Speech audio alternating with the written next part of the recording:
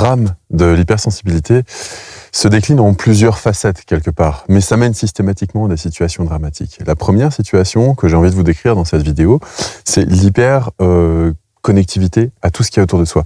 C'est-à-dire que nos sens captent tout plus intensément que tout le monde. Et cette capacité à avoir des sens avec une perception décuplée, eh bien, peut parfois poser problème parce que ça peut poser incompréhension. Par exemple, si vous êtes typiquement, mais ça c'est typique des hypersensibles, si vous êtes hypersensible au bruit, vous ne pouvez pas vous concentrer dans un environnement trop bruyant, vous avez du mal à suivre une conversation, dans un restaurant, ne serait-ce que des lieux aussi simples que ça, eh bien ça pose un problème. Ça pose un problème qui fait que vous n'êtes pas compris de votre entourage, vous êtes particulièrement fatigué dans les milieux bruyants, ça vous oppresse en fait, et au bout d'un moment vous êtes mal et vous suffoquez parfois, même vous pouvez même faire des crises d'angoisse. Donc quand on se retrouve dans un milieu commun pour tout le monde et que nous, on n'est pas bien et qu'on montre des signes de ça va pas, les gens autour de nous se posent la question mais qu'est-ce qui se passe et ça donne un comportement bizarre qui fait que socialement c'est difficile à porter et ça peut même éventuellement amener les gens à ne plus nous côtoyer. Alors c'est vrai pour le bruit mais c'est aussi vrai pour l'image. Je sais que moi quand je suis en ville, je sens une pollution visuelle assez conséquente. Et ça m'oppresse en fait quelque part. Je me sens beaucoup mieux dans ce genre de paysage. Ça veut pas dire qu'il y a moins d'informations, ça veut juste dire qu'elles sont moins stimulantes parce qu'elles ne sont pas faites pour tout ce qui est publicité sur les camions, les feux rouges, les machins, tout ça en fait, tout ce qui est là pour capter notre attention. Moi personnellement, ça a tendance à me fatiguer énormément. N'hésitez pas à dire dans les commentaires d'ailleurs si vous avez un sens plus aiguisé que les autres et qui vous rend particulièrement irritable en société, parce que c'est ce qui fait qu'on est rejeté quelque part et c'est une forme de drame social parce qu'on aimerait aller s'amuser avec les autres en boîte de nuit, on aimerait pouvoir profiter, je sais pas, de ce qu'on observe chez les autres dont ils profitent et on se dit mais moi j'aimerais bien aussi m'amuser de cette manière-là, mais quand on essaye en fait c'est juste trop harassant, c'est pas possible, on se sent vraiment débordé par cet ensemble d'informations parce que la personne hypersensible capte tout avec ses sens de manière plus intense. Donc si vous mettez un bruit de bus par exemple et que vous l'amplifiez x100, vous imaginez bien que c'est difficilement tenable au niveau des oreilles. Pour les personnes qui sont pas hypersensibles qui regarderaient cette vidéo, mais je pense qu'il y en aura une minorité. Donc le fait d'avoir des sens aiguisés qui captent à des kilomètres à la ronde pour les oreilles par exemple, alors j'exagère un peu mais quand même il y a un champ de perception qui est plus large, eh bien ça peut poser un certain problème. Et c'est difficilement compréhensible par les autres. Pourquoi ? Eh bien parce que eux ne fonctionnent pas de cette manière-là, ils ne peuvent pas imaginer que d'autres personnes fonctionnent de cette manière-là. Je me rappelle très bien lorsque la mère de mon enfant était enceinte, elle était mise très mal à l'aise par certaines odeurs de graillons ou de choses comme ça, alors que le restaurateur rapide se situait à plus de 600 mètres. Et moi, je sentais rien du tout. Et j'étais là, je comprenais pas. Et elle me dit, waouh, j'ai des relents, j'ai envie de vomir. Et ça menait à cette incompréhension-là. Et plus tard, j'ai compris que l'hypersensibilité que je pouvais avoir au niveau auditif ou au niveau visuel, elle l'avait eu décuplée du fait d'être enceinte, parce que forcément, quand on est enceinte, on a nos sens qui s'aiguisent au niveau du goût et au niveau de l'odorat principalement, pour ne pas ingérer des substances qui pourraient être toxiques pour le nourrisson. Et donc forcément, ce genre de situation, surtout quand on est hypersensible et enceinte, alors là, je vous explique même pas l'histoire, c'est quand même assez compliqué à gérer. Donc voilà, un des premiers drames sociaux, parce que finalement tous les drames qu'on va évoquer dans cette vidéo, ce sont des drames sociaux et liés à des sens particulièrement aiguisés, particulièrement sensibles, particulièrement acerbes, qui vont faire en sorte qu'on va se sentir assailli, oppressé par notre environnement, là où d'autres en profitent tout simplement.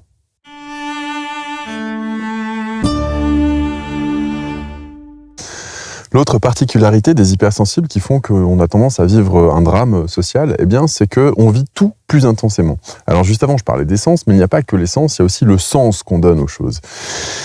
Et on sent un sens profond dans chaque chose qu'on est en train de vivre. On cherche le sens. D'ailleurs, la superficialité, c'est compliqué, mais ça, on en reparlera. On cherche le sens profond des choses. Et on comprend le sens de l'environnement naturel. On comprend cet écosystème, cet équilibre. Il y a certaines choses chez l'humain qu'on a du mal à comprendre. Et pour autant, on cherche à comprendre. Et on n'arrive pas à lâcher cette volonté de comprendre, finalement, de pouvoir appréhender avec toute notre humanité ce qui se passe autour de nous et ce qui se passe chez les autres. Et d'ailleurs, on est très sensible aux humeurs et aux émotions des autres. Et on va tout vivre de manière plus intense.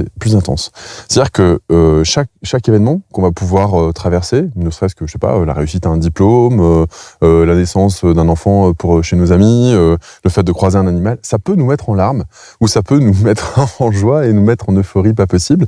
Et vraiment, on peut sentir une gratitude extraordinaire comme un drame hyper intense quelques instants après. Et ça, c'est vrai que c'est très difficile à vivre pour l'entourage, parce qu'il y a des oscillations d'humeur qui sont d'une amplitude, mais phénoménale par rapport aux autres personnes qui ne sont pas hypersensibles et qui ne vivent pas les choses avec autant d'intensité. Ce qu'il y a, c'est que ça nous déborde. C'est plus fort que nous, quelque part. Ça se met à vibrer en nous avec une puissance et ça nous dépasse, quelque part. Et quand ça nous dépasse, ça nous émeut. Et quand ça nous émeut en profondeur, eh bien, la difficulté, c'est qu'on ne peut pas le contenir parce que ça vit en nous, donc forcément, ça transpire de nous. Et ça peut mettre mal à l'aise énormément de gens dans notre entourage qui ne vont pas comprendre pourquoi on pleure, qui vont avoir l'impression, eux aussi, de subir nos humeurs. Et alors, si jamais vous êtes avec une personne hypersensible en relation ou en couple ou en amitié, et que vous n'êtes pas sensible aux mêmes choses et que vous vous mettez dans ces états-là, vu que l'autre est particulièrement perméable, eh bien, la perméabilité à l'humeur de l'autre peut poser problème quand vous n'êtes pas dans la même humeur, en fait, quelque part, surtout si c'est une humeur désagréable, typiquement la colère. Voilà, quand vous avez quelqu'un qui est en colère, qui est hypersensible, mais qui en peut plus parce qu'il est révolté par quelque chose de l'ordre, d'ailleurs, non pas de sa vie personnelle en général, mais de l'ordre de la globalité du monde. C'est souvent ça qui nous émeut le plus, ou qui nous révolte le plus. Eh bien, lorsque on est révolté face à quelqu'un qui ne comprend pas cette révolte et qui est hypersensible lui-même, eh bien, il va être très perméable à cette révolte, à cette colère, et va vivre un très mauvais moment aussi. Et parfois, ça nous emprisonne parce qu'on a l'impression qu'on ne pourra jamais être soi-même, parce que la sensibilité de l'autre nous en empêche. Alors que nous, on sait ce que c'est, on vit la nôtre. Alors bien souvent, on arrive à se comprendre, mais a posteriori, sur le moment, ça pose quand même un souci. Donc le fait de vivre tout de manière beaucoup plus intense, eh bien, ça fait aussi que ça pose des problèmes au travail. Ça pose des problèmes sociaux, ça pose des problèmes dans la famille, mais ça pose aussi des problèmes au travail, parce que dès l'instant où on a une remarque à nous faire sur le fait que notre travail n'est pas forcément bien fait, ou que notre chef aimerait qu'on fasse le travail autrement, on va avoir tendance à le prendre de manière personnelle, souvent. Ça va nous remettre en question. Et puis surtout, on va tout remettre en question. C'est-à-dire qu'on est capable, lorsqu'on reçoit une simple critique sur quelque chose qui n'a pas forcément été fait de la manière attendue, ça ne veut pas dire que ça a été mal fait, mais nous, on va considérer que ça a été mal fait, et donc qu'on n'est pas valable, et donc qu'on n'est pas légitime, et donc qu'on va se faire renvoyer, et donc qu'on ne mérite pas de travailler, et donc etc., etc. Et tout prend des proportions énormes, parce que tout ce qu'on vit prend un sens hyper profond pour essayer de comprendre finalement ce qui se joue et comment se situer pour créer le plus d'harmonie possible. Et pour pouvoir créer le plus d'harmonie possible, on a besoin de pénétrer la profondeur des choses. On a besoin de sentir, je sais pas, de sentir le vent, de sentir les brins d'herbe, de voir l'eau, les gouttelettes d'eau sur les petites feuilles ou des choses comme ça. Ça nous émeut. Et on va les regarder vraiment dans le détail, en profondeur. Et ça va vraiment nous mettre dans un état assez profond et assez intense, presque de l'ordre du spirituel quand on voit ce genre de choses. Alors vous imaginez bien quand on voit les attentes ou les agacements ou les névroses des autres être projetés sur nous, à quel point ça peut être d'une intensité phénoménale quand on croise ce genre de situation. Et donc ça peut créer des vrais drames sociaux, des vrais drames dans le couple, dans la famille, n'en parlons pas, et dans le travail, ça peut être très problématique aussi.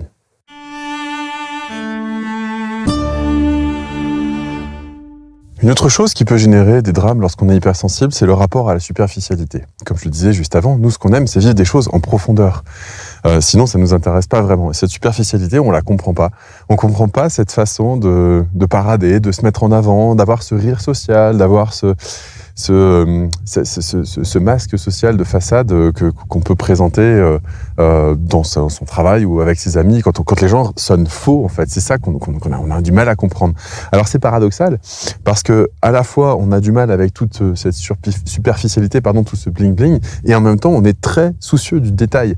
C'est-à-dire qu'il y a plein d'hypersensibles qui sont très soucieux de leur apparence, qui vont chercher à mettre les bonnes couleurs avec les bonnes choses pour bien s'associer, pour que l'ensemble soit harmonieux, pas pour se pavaner en fait. Et ça fait une vraie différence qui n'est pas souvent d'ailleurs comprise par la majorité des gens. D'ailleurs, dites-le dans les commentaires si vous aussi vous avez eu des difficultés par rapport à ça.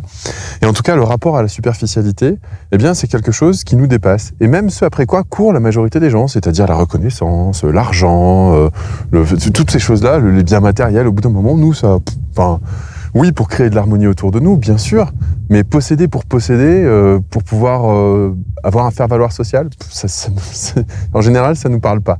Alors peut-être qu'il y en a à qui ça parle, et d'ailleurs, désolé, si c'est le cas, peut-être que c'est un trait caractéristique des hypersensibles qui vous concerne pas, parce qu'il y a, de toute façon, il y a autant de façons d'être hypersensible qu'il y a d'hypersensibles, à mon avis. Mais donc voilà, cette superficialité-là, elle nous dépasse en fait. C'est même pas qu'elle nous dérange, c'est qu'on la comprend pas. Et je pense qu'on ne la comprend pas de la même manière que les gens qui ne sont pas hypersensibles ne peuvent pas nous comprendre. C'est quelque chose, on se renvoie la balle quelque part. Parce que les gens qui sont dans cette superficialité-là, eh bien c'est quelque chose de très important pour eux. C'est-à-dire que d'avoir la dernière veste qui vient de sortir à la mode, d'avoir le dernier iPhone qui vient de sortir, d'être bien regardé, d'avoir un super maquillage, d'avoir... nous, d'un moment... Ouais, c'est pas forcément ce qui nous parle le plus, quoi. Et pour autant, pour les gens, c'est super important. Donc ça crée un drame social, pourquoi ? Parce que ça crée un décalage. C'est-à-dire que lorsque la personne nous parle de ce qui est important pour elle, on a presque envie de quitter la conversation tellement ça nous parle pas, en fait, ça nous émeut pas. Et donc, on a du mal à s'intéresser à la personne à ce moment-là, enfin au sujet en tout cas qu'elle nous présente, la personne nous intéresse, mais ce qu'elle nous dit, ça nous intéresse pas du tout.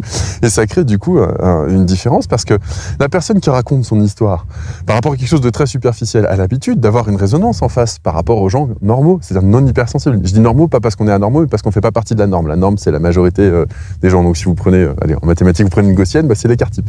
Voilà, allez hop, cette partie scientifique est en mise de côté maintenant. Quand la personne est dans la superficialité et qu'elle parle avec une personne qui est aussi dans la superficialité, eh bien, il y a une mise en résonance. Donc, il y a, t'as vu le dernier objet, le dernier machin, le dernier modèle, et toi, t'as quoi comme matériel et machin. Ça, c'est des discussions que j'ai entendues plein de fois. Et au bout d'un moment, on se dit, vous avez pas autre chose à dire, les gars, là? Peut-être pas forcément dit comme ça, chacun sa manière de s'exprimer, mais on sent un détachement par rapport à ce qui est en train de s'échanger. Et l'autre, en plus, en face, s'attend à avoir de notre part le même retour qu'elle a d'habitude par rapport aux autres personnes. Et vu qu'elle ne l'a pas parce qu'on a du mal à faire semblant, on ne sait pas faire semblant, c'est pas mentir, hein, c'est pas possible, ça se voit sur notre visage qu'on n'est pas intéressé par la conversation. Ça peut vexer la personne en face, ça peut être très problématique au niveau des relations sociales. Et on peut donner l'impression de ne jamais s'intéresser aux gens, de s'intéresser qu'à nous. On peut être traité d'égoïste, alors que je crois que plus altruiste qu'un hypersensible, c'est difficile à trouver. Mais voilà, les gens n'ont pas le retour qu'ils ont d'habitude et ça les décontenance. Et du coup, ça pose un petit problème, de gros problèmes même relationnels parfois.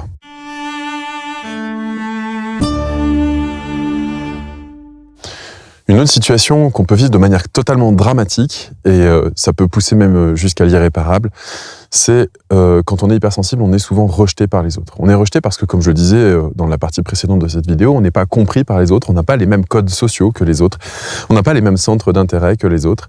Et donc, au bout d'un moment, on est rejeté. Et ce rejet, nous fait du mal parce que on apprend la leçon, surtout si ça arrive tôt dans notre existence, si ça arrive même dans notre foyer familial, on apprend qu'on mérite d'être rejeté, qu'on ne mérite pas d'être aimé, que notre hypersensibilité n'a pas sa place dans le monde, que le monde est dur, que le monde est violent, que le monde est agressif, et ça, on n'en peut plus, en fait, on a besoin de douceur, on est fatigué au bout d'un moment de tout ça. Et donc, ce rejet des autres nous montre qu'on est rejetable quelque part. Et c'est ça le plus grand drame, c'est qu'on développe cette croyance qu'on est rejetable, qu'on ne mérite pas forcément d'être aimé, alors qu'on a tout cet amour, nous, à donner dans le monde. Et on sent vraiment, on se sent triste de ne pas pouvoir apporter cet amour, de ne pas pouvoir l'échanger, parce que par défaut, on est persuadé qu'on est rejetable, parce qu'on sait qu'on est différent, parce qu'on a eu cette expérience d'être rejeté plein de fois, et qu'on a du mal, on ne voit pas comment adopter des codes sociaux qui ne sont pas les nôtres, adopter des centres d'intérêt qui ne sont pas les nôtres. Alors je ne sais pas si vous avez essayé, moi j'ai essayé de faire semblant passer un temps pour avoir ce sourire de façade. Alors il n'y avait pas cette tête-là, bien sûr, mais pour essayer de créer du lien, pour essayer de rentrer dans cette superficialité-là, et honnêtement, j'avais du mal, quoi. Je me rappelle, j'ai même un ami de très longue date qui me disait c'est terrible avec toi quand on est en groupe, tu prends une personne à part et tu discutes avec elle, mais de choses super profondes, et finalement, tu le voles au groupe quelque part. C'est-à-dire tu l'accapares avec ta discussion. Souvent, ça concernait la personne en question, d'ailleurs, parce que j'étais curieux. Voilà, je cherchais une connexion profonde. Et donc, on m'en a fait le reproche, quelque part, parce qu'en fait, pendant tout le temps où je discutais avec cette personne-là de choses profondes et de convictions et de valeurs, etc., eh bien, la personne ne pouvait plus faire partie du groupe dans sa superficialité-là. Et donc, je l'extrayais de la superficialité pour faire rentrer dans une forme de profondeur. Et je faisais ça de groupe en groupe. Et un ami qui m'a vu dans plusieurs groupes m'a dit « Tu sais que tu as tendance à faire ça et tu sais que ça peut être pénible quand même parce qu'en fait, du coup, soit ça plombe l'ambiance, soit ça nous met sur un autre débat. Bref, ça extrait le moment sympathique, simple et agréable et juste plaisant. Eh bien, ça en fait quelque chose de lourd parfois et de profond, en tout cas systématiquement, alors qu'on voudrait justement la superficialité pour se détendre. Et j'ai pas compris en fait au début quand il m'a dit ça. Et petit à petit, j'ai fini par comprendre. C'est-à-dire que je me suis ouvert avec l'hypersensibilité que je peux avoir. Je me suis ouvert à ce qu'il était en train de dire et à ce dont lui avait besoin de vivre dans ce genre de moment. Et donc maintenant, quand il est là, en effet, j'essaye de faire l'effort de capter, mais pas forcément de rentrer dans la discussion. C'est-à-dire je continue à me connecter en profondeur, mais je vais pas forcément développer la conversation pour ne pas accaparer la personne et puis la sortir du groupe social qui, pour elle, est si importante, alors que moi, ça l'est pas forcément tant que ça. Mais chacun a ses centres d'intérêt et je pense qu'en tant qu'hypersensible, c'est aussi à nous de comprendre que les autres ont une autre manière de se reposer, une autre manière de se détendre. Moi, quand j'ai besoin de me reposer, je vais dans un décor comme ça parce que je trouve ça juste somptueux et c'est pour ça que je viens vous proposer ces images dans ces endroits-là. C'est ma manière à moi de me détendre et de me reposer et ça reste quelque part quelque chose de profond. C'est pas quelque chose de superficiel. J'aime bien me sentir baigné dans l'élément et là, vous voyez, peut-être derrière moi, je sais pas, le soleil est en train de se lever et c'est pour avoir une lumière magnifique que j'avais envie de proposer ça au lever du soleil.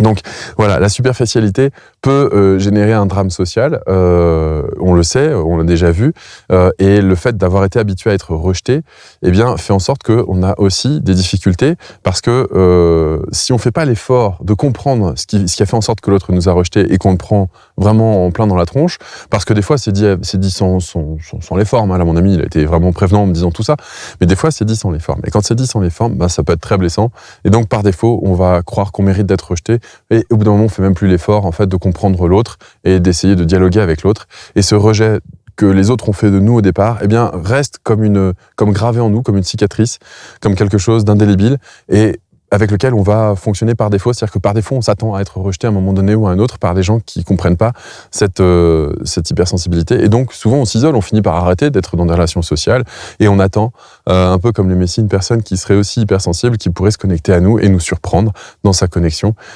pour nous montrer qu'on est enfin qu'on est aimable, qu'on mérite d'être aimé pour qui on est, sans forcément se suradapter à la superficialité ou aux discussions qui nous intéressent pas.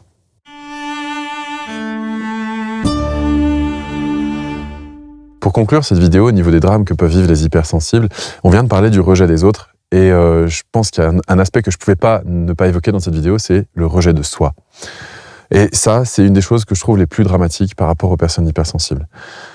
Certaines personnes hypersensibles sont tellement sensibles, n'ont tellement pas envie de déranger le monde qu'elles préféraient ne pas avoir à respirer, ne pas avoir à consommer d'eau, ne pas avoir à se déplacer en voiture. Et on va quelque part culpabiliser à chaque fois qu'on fait quelque chose qui vient entacher l'équilibre naturel. Et on a l'impression qu'on ne mérite pas tous ces égards, qu'on ne mérite pas l'attention non plus quand on nous en accorde, parce qu'au final, on a du mal à s'apprécier soi. C'est-à-dire qu'on se sent connecté au monde, on se sent plein d'amour pour le monde, mais on a du mal à sentir de l'amour pour soi, quelque part. On a du mal à s'aimer parce qu'on est montré aussi du doigt depuis tout petit, et parce qu'il y a ce décalage avec le reste de la société. Et finalement, on se demande à quoi bon participer à cette mascarade qui est une subtilité, une futilité, pardon, qui manque de subtilité. et on se demande finalement à quoi ça sert tout ça. À quoi ça sert cette course sans arrêt, métro, boulot, dodo, travailler pour gagner de l'argent, pour le dépenser, pour avoir un bel appartement, et au final, passer sa vie à courir, il n'y a pas de contact humain, il manque la saveur en fait, quelque part derrière tout ça, il manque le sens. Et fonctionner comme des machines, comme ça, fonctionner comme des robots, pour simplement avoir le plaisir de se payer, je sais pas, le dernier vélo qui est sorti à la mode, ou alors le super sac à main, ça nous dépasse en fait en général.